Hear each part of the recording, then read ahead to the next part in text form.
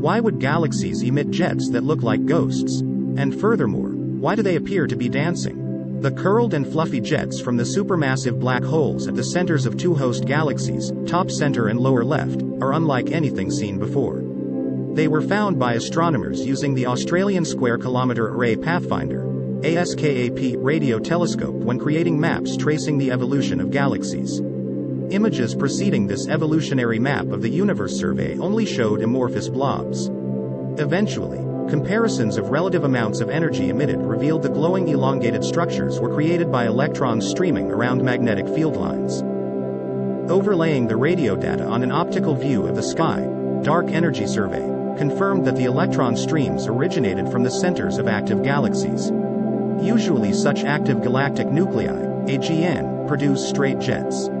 The leading hypothesis for the geometric origin of these unusually graceful shapes involves the flow of large-scale intergalactic winds. For daily video updates, subscribe to Only Facts.